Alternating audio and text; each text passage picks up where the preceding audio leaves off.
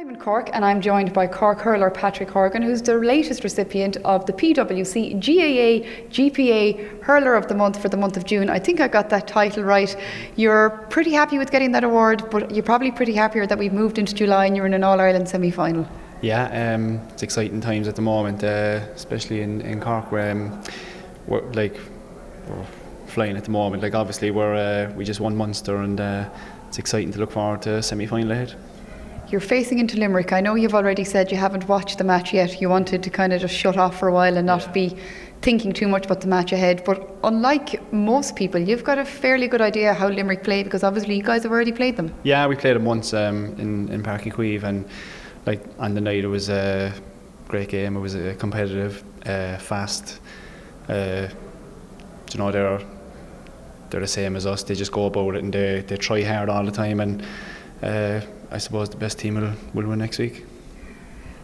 The best team is very hard to gauge, because we all know all games take on a life of their own, and like last year I'm sure you'd be very disappointed at how the All-Ireland semi-final fared for Cork last year. What are you doing this year to make sure the outcome is different? I suppose like last year was disappointing, like, 'cause we were so competitive after playing not so well, and if we could just up it another 2 or 3% on the day, like we would have probably got over the line. That was before they ran off the last 10 minutes or whatever. But this year, like, it's not much different. It's every fella just has just is eager to get better. Like every time we go training and spend a lot of time on the field, getting doing different things, whatever their week is that, and just getting the best out of themselves all the time. And if they improve individually, the team will probably benefit from that as well. I'm sure though you will take confidence from how you were playing Clare in the Munster final. They were way ahead. Somehow you guys managed to pull it back, and just before half time I think you went in just only the 4 points behind. You probably should have been behind a lot more. I don't know if that's a reflection how well you played or the fact that Clare didn't capitalise. I think Clare played really well on the day. They just had the best of it. We had the first half. They just had the best of the play.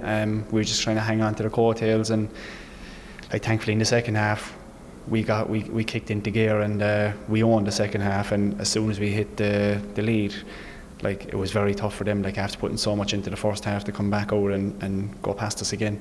And thankfully we just had the best of it at the right time, and like it'll count for nothing us going forward like the next day. But it was just good to get the win on the day and win another Munster title.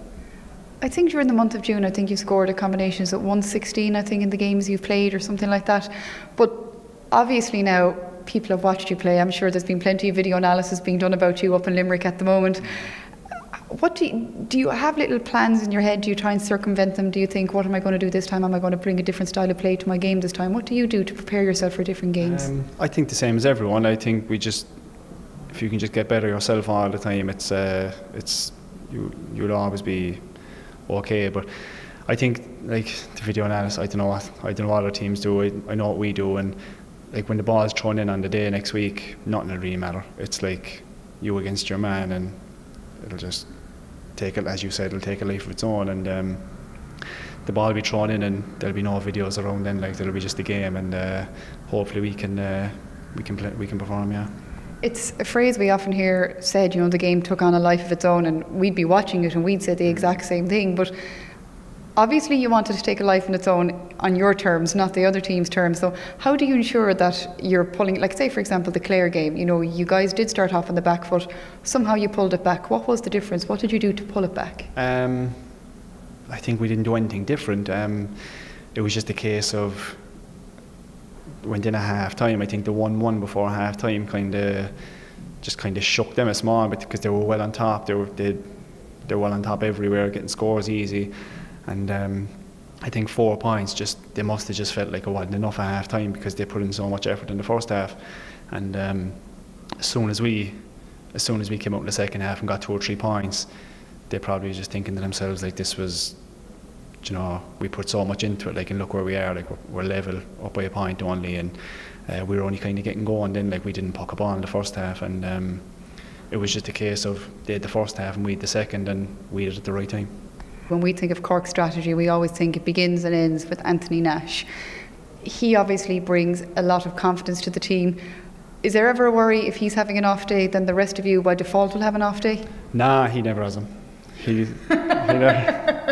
doesn't.